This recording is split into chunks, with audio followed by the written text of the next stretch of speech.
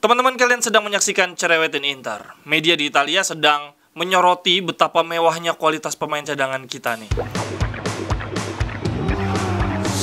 Cerewetan ceking kita, nyerewetin apa aja.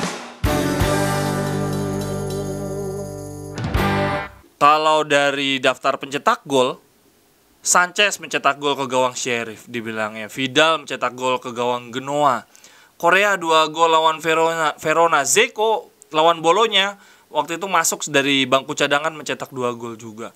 Beberapa kali juga Lautaro masuk dari bangku cadangan dan mencetak gol. Gagliardini juga, dan termasuk kemarin waktu di Supercopa Sanchez masuk kemudian mencetak gol sebagai pencetak gol penentu. Jadi yang membedakan Inter dengan skuad-skuad lainnya adalah soal kualitas dari bangku cadangan, dan ini yang mungkin kita harus pikirkan juga, mengingat nih Chiesa cedera nih Juve. Kemudian Tomori tadi malam Milan cedera, padahal sebelumnya Kier juga cedera. Wah, ini khawatir nih. Cedera-cedera semacam ini nih yang bisa mengganggu perjalanan musim kita. Kenapa? Karena nih jadwal sekarang lagi padat-padatnya. Kemarin gara-gara Covid kan pertandingan jaraknya jadi mepet-mepet. Terus langsung lanjut Euro 2020 yang dimainkan di 2021. Terus langsung masuk lagi Liga. Nanti di bulan Juni udah ada Piala Dunia. Nah, ini kelelahan semacam ini berpotensi membuat para pemain menjadi kelelahan dan cedera. Atau ada peluang lainnya adalah pemain jadi nggak begitu all out bermain, takut cedera, karena mereka juga pasti ngincar masuk Piala Dunia. Ini yang harus disiasati banget, mengingat lagi jendela transfer nih. Siapa pemain yang akan masuk nih untuk membuat skuad tetap berkualitas. Kita tahu sendiri Liverpool aja habis-habisan nih, nggak ada Sané, nggak ada Mane. Kemarin lawan Arsenal shot on goalnya sedikit banget. Itu yang lagi dibahas di media Italia. Sebetulnya salah satu yang membuat ada pembahasan ini adalah gara-gara isu Dybala ke Inter. Dybala kalau ke Inter mau ngisi posisinya siapa? Skuad Inter lini depan ini udah relatif gemuk, dan kalaupun butuh penyerang lebih butuh yang setipe kayak Zeko. Ini ada beberapa pendapat soal Dybala, teman-teman. Gua bacain, tunggu gue memastikan dulu apakah soal skuad Inter apakah sudah dibahas semua. Lini kiper, wah iya nih yang paling parah ya Juve, nggak ada Chesney. Tapi mereka si Perin relatif bagus. Kita nih kalau Handa cedera, Handa absen Covid gitu kayak musim zamannya Conte, kita kelabakan juga. Lini belakang kita Bastoni, De Vrij, Skriniar top banget, top Marco top. Tapi cadangannya Danilo D'Ambrosio sama Ranocchia oke lah, dia di Liga masih bisa dimanfaatkan, Coppa Italia masih bisa dimaksimalkan, tapi di Liga Champions gue nggak tahu nih. Kemudian sisi kirinya pelapis Bastoni kemungkinan besar di Marco, karena Kolarov dia udah skillnya udah jadi uban semua, jadi rambutnya jadi Kolarov udah lebih tua, kayak kelihatan lebih tua dibanding Inzaghi. Perisic butuh backup banget nih, gue khawatir banget kalau Perisic cedera kita habis kayaknya nih, nggak punya kualitas yang setara di lini sebelah kanan. Kan kita sempet tuh Dumfries awal-awal belum nyetel, Darmian bisa, terus Darmian cedera, Dumfries ngisi. Sementara di lini tengah kita Calhanoglu, terus Brozovic dan Barella punya cadangan yang mumpuni. Gagliardini bisa dimanfaatkan untuk marking, untuk defense. Vidal bisa ngisi posisinya Barella. Memang kita masih butuh banget pelapisnya Brozovic nih. Sensi katanya mendekatnya justru bukan ke Sassuolo tapi ke Sampdoria. Vecino tetap kemungkinan besar dia ke ke Lazio karena Sarri menginginkan banget. Itu dari sisi kita masih belum tahu siapa pemain yang akan mengisi. Menariknya dari berita Dybala, pemain-pemain pemain Inter dan Juve mulai ikut berkomentar. Dari sisi Juve ada namanya Brio, dia bilang bahwa Juve harus melakukan assessment tentang terkait Dybala ini dengan sangat carefully, dengan sangat hati-hati, jangan sampai blunder melepas Dybala. Giaccherini bilang seorang juara harus bertahan. Champion must always stay, he can still improve. Seorang juara harus tetap bertahan. Dia bilang jangan sampai pemain juara dilepas, dan dia masih bisa berkembang karena usianya masih 28 tahun. Kemudian Mauro bilang ini adalah pemain yang sangat berguna, useful player, dan tetapi tidak layak untuk digaji 20 juta per tahun. Jadi dari sisi Juve pun ada yang bilang Dybala nggak begitu layak untuk digaji 20 juta.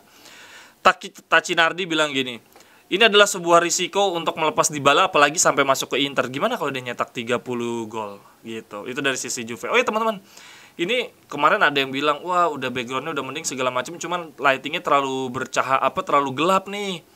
Nggak enakan yang kemarin terang, ini coba agak gua terangin nih cahayanya. Menurut teman-teman mendingan yang kemarin yang agak gelap apa begini terang nih? Soalnya ntar tulisannya nggak kelihatan, udah capek-capek masang tulisannya Silo nggak kebaca. Kalau gelap kan lebih kebaca. Terus ada yang bilang ini ring lightnya kelihatan. Iya teman-teman, memang kalau bikin video kan bagusnya ada ring light. Masalahnya gue pakai kacamata, kalau gue nggak pakai kacamata nggak kelihatan, jadi serba salah. Ya sudahlah, untuk yang ring light emang mau nggak mau harus ada di situ. Tapi kalau yang cahayanya mendingan agak gelap apa terang begini teman-teman. Mohon masukannya ya. Lalu dari sisi Inter, Julio Cruz ngomong gini, winning helps to convince to players gitu. Artinya kemenangan kita kemarin, gelar juara yang kita dapatkan di pertemuan di kesempatan sebelumnya itu membuat kita bisa meyakinkan pemain-pemain bintang untuk bergabung termasuk Dybala. Kemudian Bergomi, Materazzi ngomong gini, Paulo Dybala adalah pemain yang bagus, akan sangat hebat melihat dia berduet dengan Lautaro. Betul sih, Alexis Sanchez tapi juga nggak kalah hebat juga dan duitnya, aduh. Bergomi, an opportunity, ini adalah sebuah peluang, membutuhkan ide yang jelas untuk memainkan dia di mana. Terus Crespo bilang, memperlemah musuh dan melengkapi lini depan kita adalah kombinasi yang sangat bagus di bursa transfer. Artinya merekrut satu pemain yang membuat lini depan kita semakin hebat dan melemahkan musuh, itu combo banget. Iya sih, tapi dengan uang 60 juta, katanya kan dia bakal pakai gajinya Eriksen nih. Dengan duit 60 juta mendingan beli berapa ya dia, 40 juta atau berapa ya? Mendingan beli pemain, dengan uangnya Dybala bisa beli 2 pemain sih. Dan menurut gue mendingan buat gaji dan beli 2 pemain dibandingkan buat Dybala, karena ya udah second striker kita tuh udah ada Lautaro sama Korea. Sekarang kita butuh Zeko aja sama penggantinya Alexis kalau dia cedera mulu, atau buang Korea sekalian. Kita butuh pemain tipikal jangkung nih, entah syukur Vlahovic, syukur Siamaka, nggak apa-apa sama aja. Dan satu lagi ya penggantinya Alexis atau penggantinya Korea, itu sih kalau menurut gua. Menurut teman-teman gimana? Itu dari berita hari ini seputar mereka menyoroti kualitas lini bangku cadangan kita, yang menurut gua emang kelihatan banget. Kita selalu menghantam musuh di babak kedua ketika mereka high press, mereka kelelahan, kita hajar kayak Lazio, kayak Juve kemarin, Torino, banyak banget klub-klub yang high press dari menit awal lalu kita hajar di babak kedua. Atau walaupun mereka mainnya pertahanannya terlalu ke dalam sehingga nggak terlalu melelahkan, kita punya banyak pemain kreatif yang siap dimasuk di babak kedua. Itu kelebihan kita, dan semoga kita terhindar dari cedera nih, karena klub-klub lain mulai dihantam isu cedera. Kalau dilihat dari kualitas bangku cadangan, Juve juga mengalami masalah yang cukup pelik di lini depan, padahal mereka adalah klub yang sebetulnya paling kaya ya di Italia karena punya stadion sendiri. Seperti kita tahu, kemarin juga ngobrol sama Mas Andar, Morata butuh banget dijual karena Juve nggak sanggup untuk nebus, otomatis harus punya penggantinya. Sementara Chiesa cedera, berarti harus cari 2 pengganti. Nah kemarin mereka kehilangan Cristiano Ronaldo di detik-detik terakhir dan nggak sempat cari pengganti. Akhirnya mereka beli Moiskin. Nah Moiskin itu nih kemarin ada pendapat juga yang bilang begini, Moiskin itu useless, nggak berguna. Ia sebaiknya main di klub seperti Spezia atau klub-klub yang sedang berjuang lolos dari zona degradasi, karena itu adalah levelnya Moiskin. Gokil, itu udah kritik pedes banget. Dan kalau di Italia kalau udah ngeritik pemain, dan masalahnya Moiskin itu dipilih karena dianggap di PSG dia lebih bagus dibandingin Mauro Icardi. Nah sekarang mereka ngincar Icardi lagi yang udah gendut banget kan. Makin itulah peliknya banget kita di betapa dibutuhkannya skuad atau bangku cadangan yang mewah, dan Inter diuntungkan untuk itu. Dan ngomong-ngomong tentang Juventus lagi, Bonucci kemarin gue sempat salah informasi dan banyak yang ngoreksi di kolom komen. Terima kasih banyak. Gue bilang Bonucci ributnya, gue pikir sama official pelatih, ternyata dia ributnya sama stafnya Inter, dan akhirnya dia kena sanksi. Hakim olahraga Gerardo Mastrandera memberikan sanksi kepada Bonucci 10.000 euro karena dia bertengkar dengan Inter, manajemen Inter, stafnya Inter. Dan stafnya Inter didenda 5.000 euro karena gagal mencegah masuknya manajer yang nggak masuk dalam daftar orang yang berkecimpung di pertandingan masuk ke bangku lawan. Jadi itu aneh juga ya, maksudnya orang yang nggak terdaftar ofisial harus ada di pinggir lapangan malah masuk dan malah berantem sama Bonucci, malah dua-duanya apes. Tapi Bonucci cuma dapat denda gitu, padahal dia ngancem bunuh, anjir. Horor banget. Yang banyak dibahas di Italia, media Italia hari ini adalah tentang Bastoni yang harganya naik value-nya dari 31 juta ke 60 juta sekarang. Orang gila emang si Bastoni ini.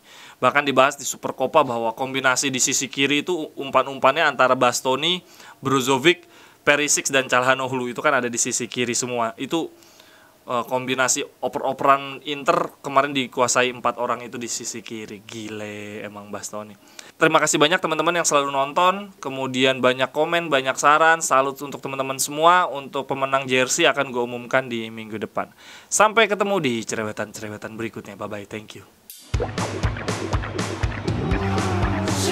Cerewetan ceking kita nyerewetin apa aja.